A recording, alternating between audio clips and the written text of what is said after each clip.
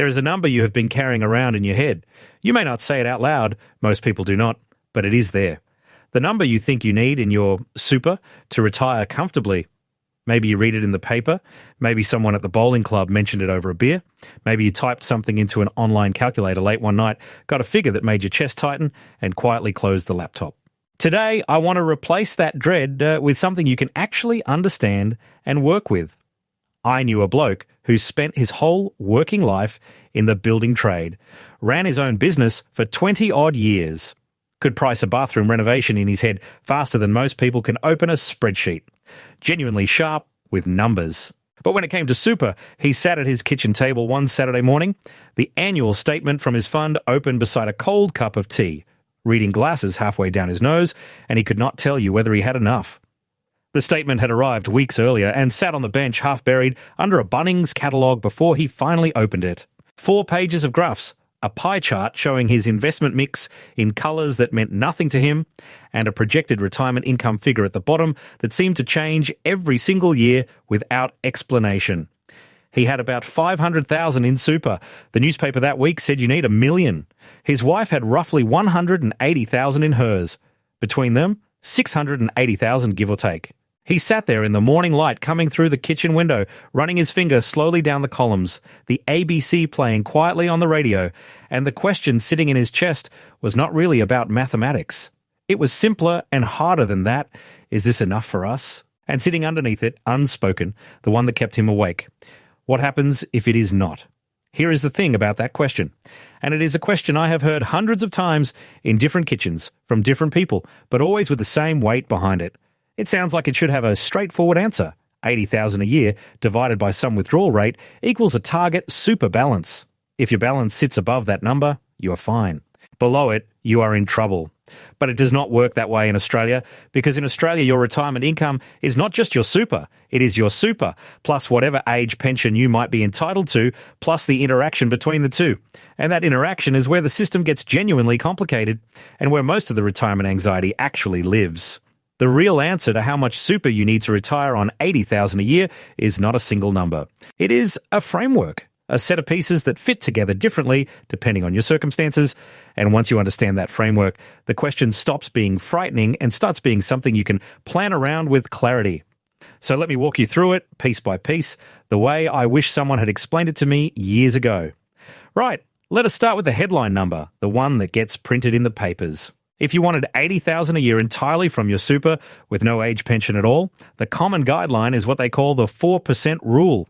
You take your desired annual income and multiply it by 25. 80,000 times 25 gives you $2 million. That is the figure most people see, and it is the one that makes stomachs drop. 2 million.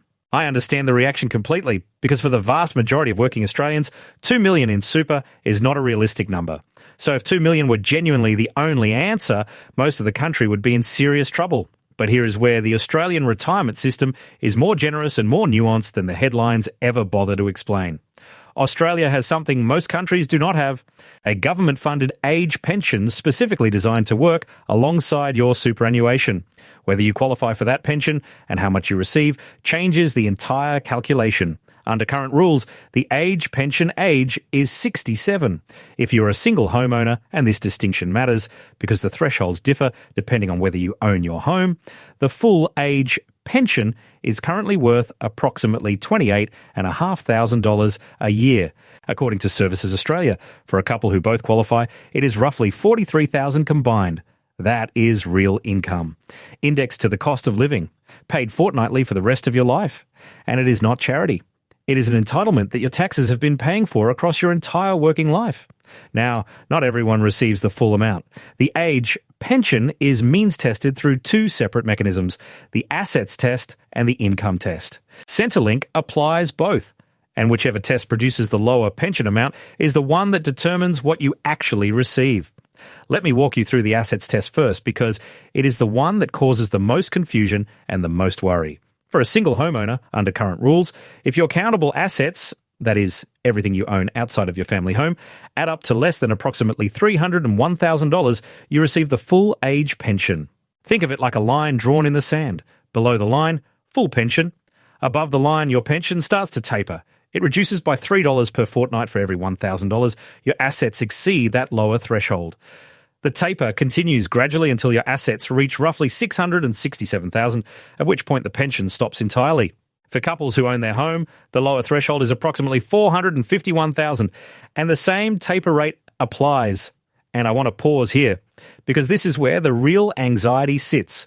People hear the words assets test, and they begin a quiet, constant mental inventory of everything they own. The car, the caravan parked up the side of the house, the term deposit, the savings account. And a background calculation starts running underneath every financial decision they make. If I deposit my tax refund, will it push me over a line? If the kids help me with some money, does Centrelink find out?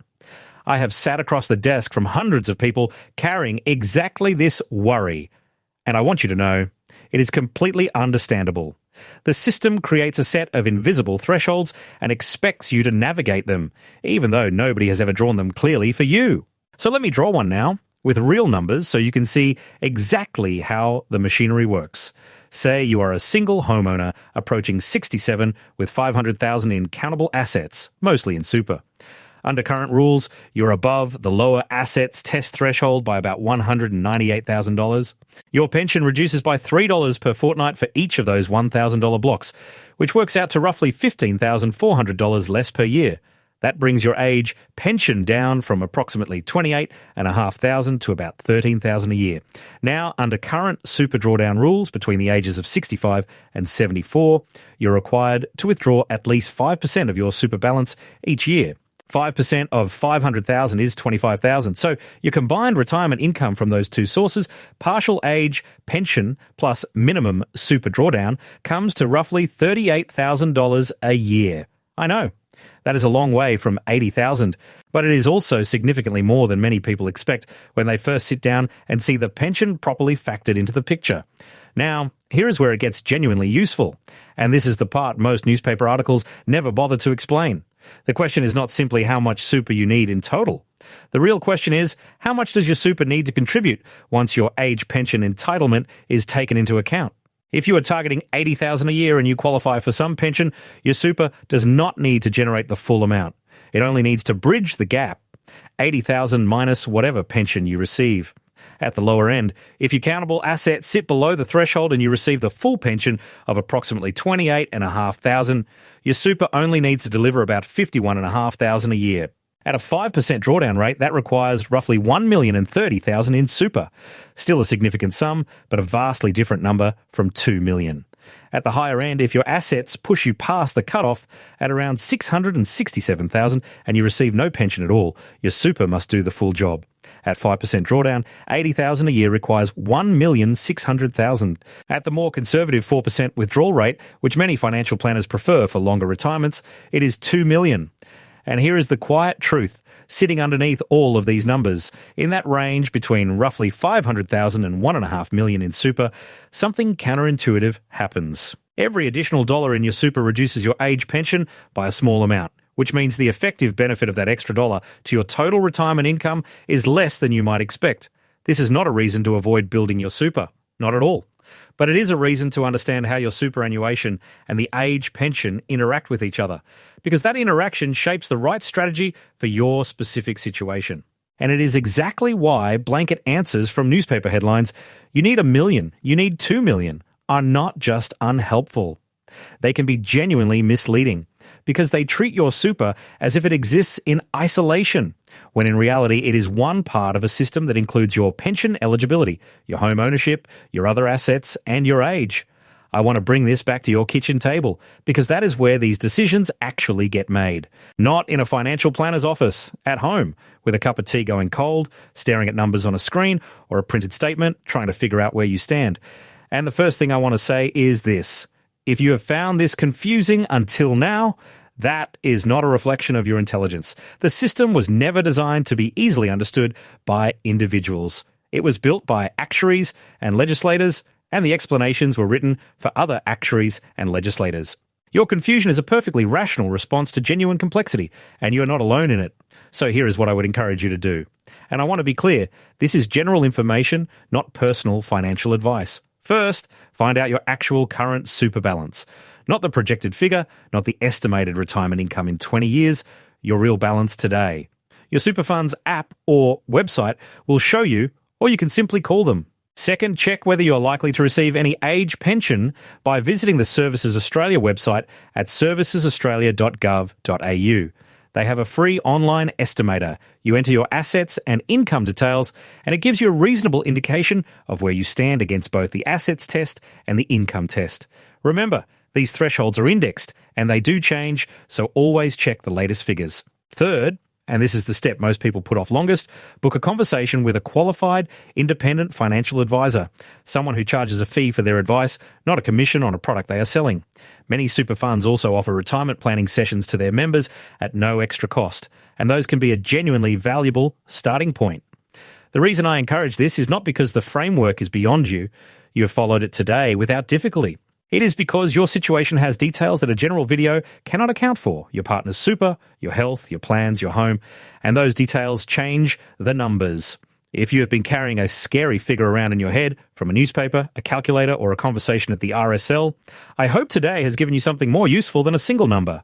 The answer to how much super you need to retire on $80,000 a year is not one figure.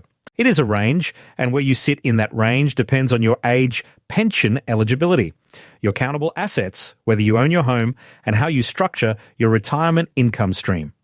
The system is complicated, but it is not unknowable, and you are not behind.